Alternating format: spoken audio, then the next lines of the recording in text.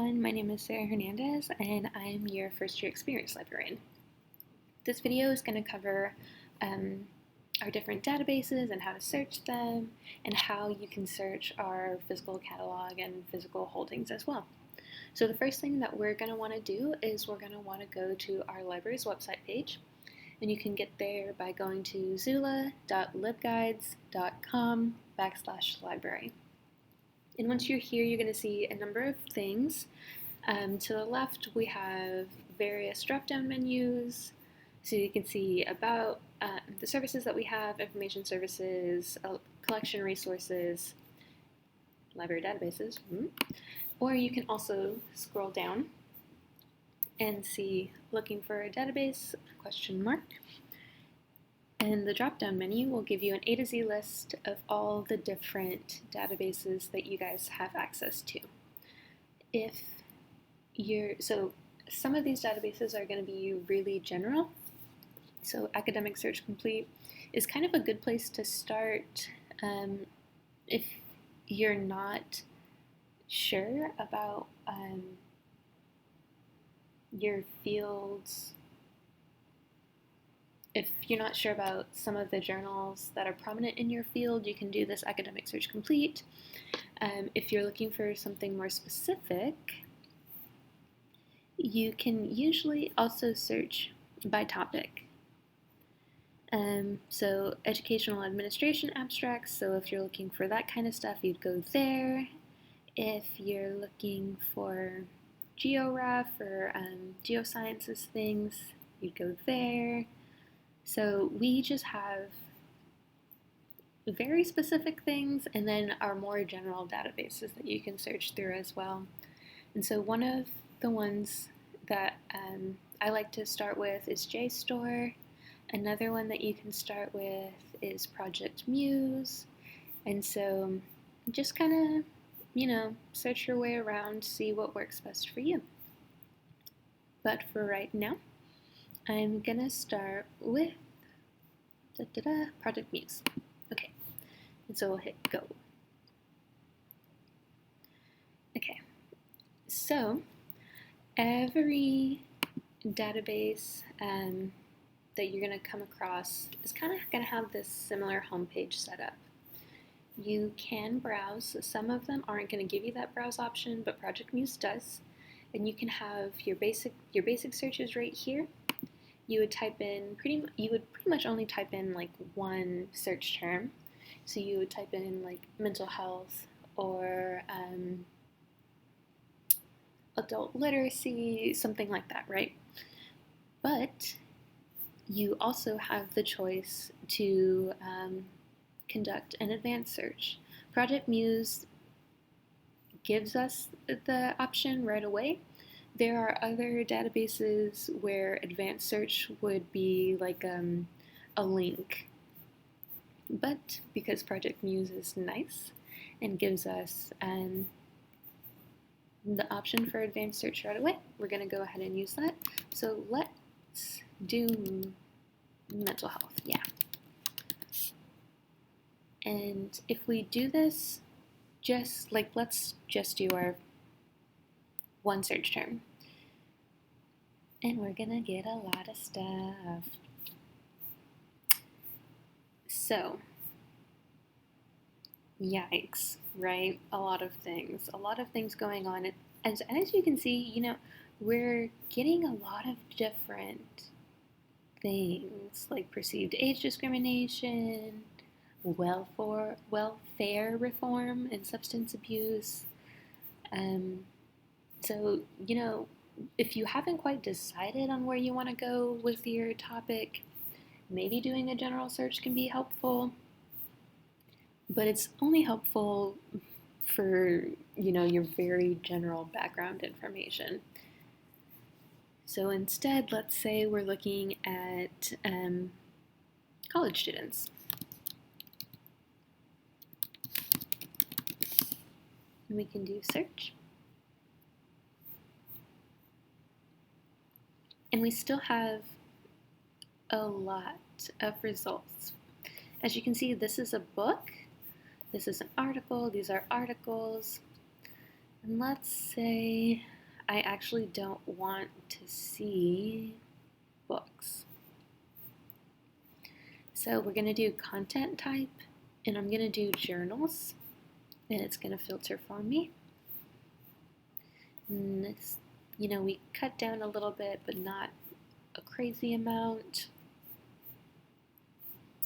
We can sort by newest or relevance or oldest.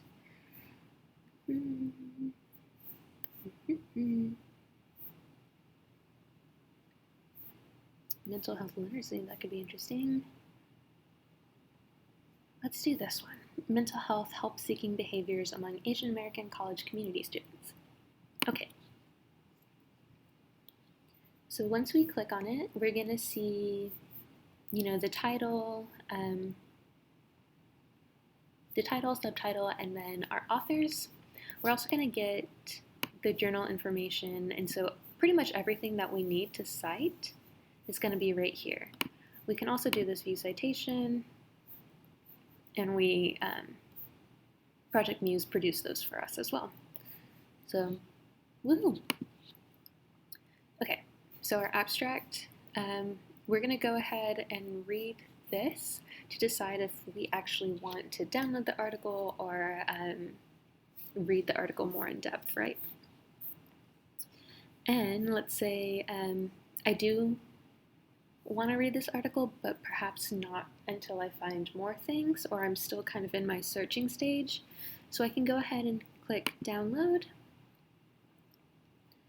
and I'm going to get this PDF version of it. And I can, save it to my computer, I can print it out, I can save it to a flash drive, I can email it to myself, whatever I want to do with it. And if I have a reference management software, I can go ahead, like Zotero or Mendeley, I can add a Chrome extension and it would just hang out up here. And I could go ahead and click on my Mendeley. And what this is going to do, it's going to save this journal article to my Mendeley account, which is on my web. With Mendeley, you can have it sent to basically an app or the software that's on your computer or your web library. And with your web library, goodness, you can access it wherever you'd like. So we see that Mendeley recognizes it's a journal article. We see that it recognizes the name of the article. We get the author, we get pretty much all of the details. And so we would go ahead and just click save. And it's going to tell us when it's done. And happiness. So we're good, right? Then we can go back.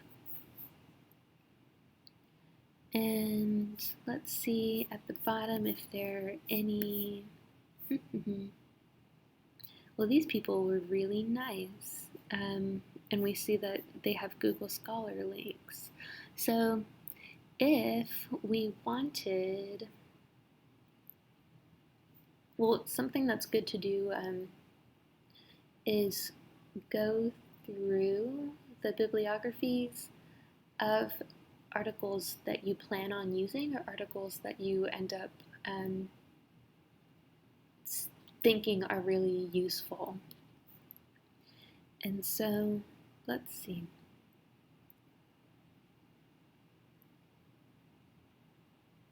So maybe this is something that we're interested in too. So we could click on this Google Scholar link. We'll see this. Let's click on it. And now we see the journal article. So here it says that we don't have access to it, or it thinks we don't have access to it. So something that we can do, we see that it's in the Journal of Community Health. So let's go back to our website and let's see if we have access to that journal. So what we're going to do is we're going to go all the way up, go to browsing, hit go, and what browsing does is it tells us if we have access to specific journals. And the journal we're looking for is Journal of Community Health. So we would type that in.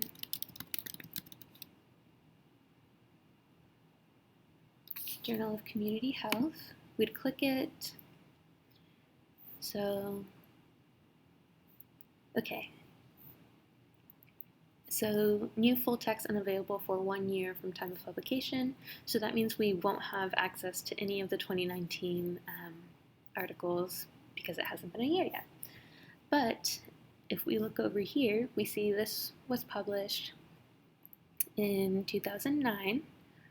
And we see here 34 is probably, what would 34 be?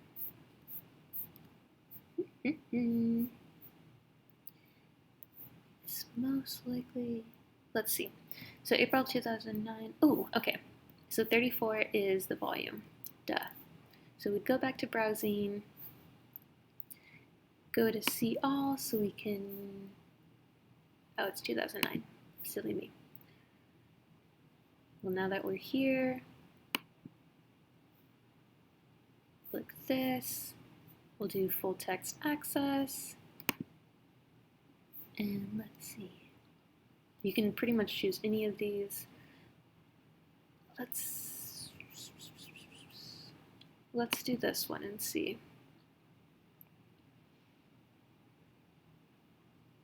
And the one that we're looking for is in 2009. It's volume 34.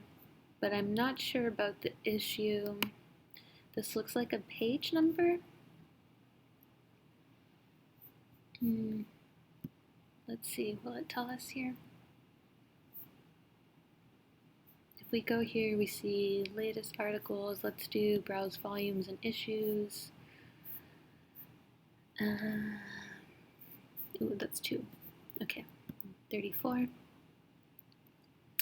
And it was 144, right? So it's probably issue 2. Yeah, there it is. Okay, so we'll go back over here.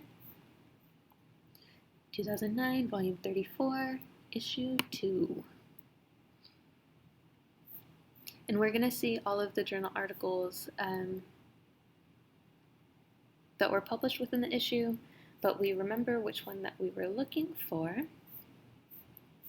It was Asian American Mental Health. Here we go. Model Minority at Risk. So we'd go ahead and click on it. And we actually do have full PDF access. And so once we're here, if you do want to use Mendeley for to hold or host your PDF article, you're not going to do this download button. You're going to go over here to the top left where it says download PDF. And once it opens a new window, then you can click this Mendeley button. And we see that everything looks good, and we'll hit save. Okay, so as you can see, we had to kind of go out of our way, right, to find the article that we actually wanted. And so it's important to remember that our databases, like, they're smart, but sometimes they don't have that kind of critical thinking or problem-solving skills that we develop over time. And so when you are looking for something, it's good to go ahead and try a few different times. Make sure you look, like how we had an article that we wanted, but it said we didn't have access to it because it opened up in Google Scholar. But what we were able to do is see the article name, and well, we had the article name, but we were able to see the journal name and go to our database that tells us all the journals we have access to and look it up there. So this isn't always going to work, and that's okay. So, let's say we didn't have a subscription to the Journal of Community Health. Well, we do have ILL. And what ILL is, it's Interlibrary Loan, and you can find that Information Services, Interlibrary Loan. And what Interlibrary Loan does is it lets us borrow books from other libraries or articles from other libraries for you. Okay, so let's say we actually didn't have access to this, right? We do, but let's say we didn't. We could go ahead and go find our Interlibrary Loan page, which is under Information Services, and we'll do Article Request. And it's going to show up as a Google form, and you're actually just going to go ahead and fill out all of this information here. Make sure everything is correct. If you do, you're going to want to put the volume and the issue and probably the page numbers. And so remember, we had to kind of do a little bit more digging to figure out what the page number and what the actual issue was. And so we found out that it was volume 34, issue 2. And so if we were doing the Interlibrary Loan, we would do the title of the article, so Model Minority at Risk. You would want to put the entire title there, but we're going to leave that right there. You're going to put all of the authors.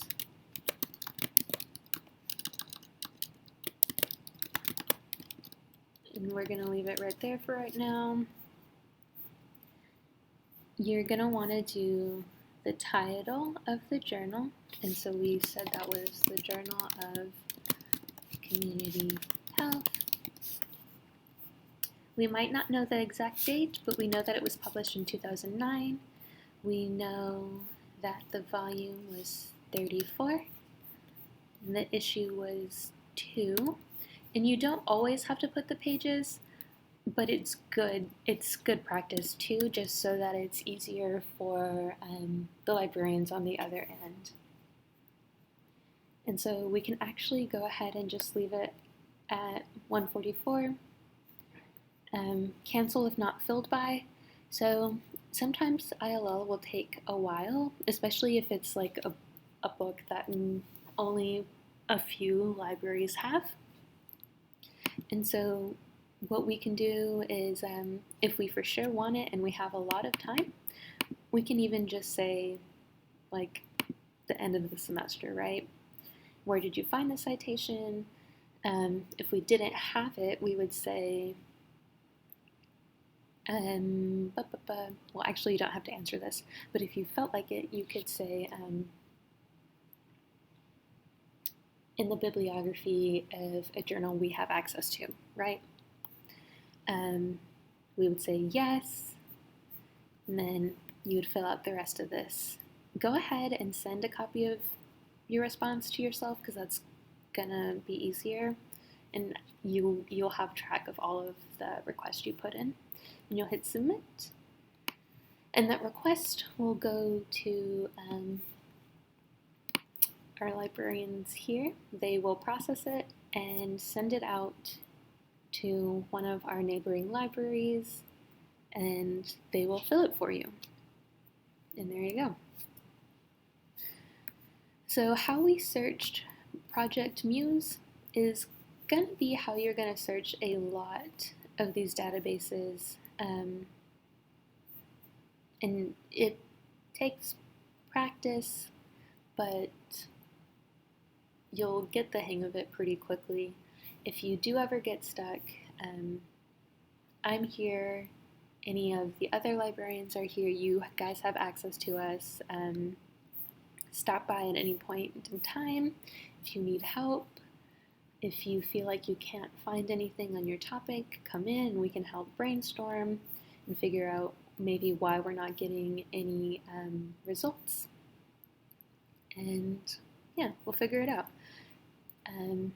As you learn how to do this, your problem solving skills are actually probably going to get a lot better.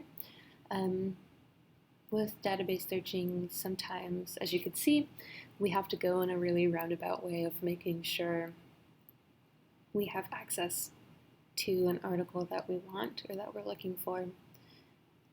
And as you guys develop these skills, it's going to be a lot easier. And honestly, I kind of like this part the best. So yeah, if you have any questions, definitely come see us. And that's it.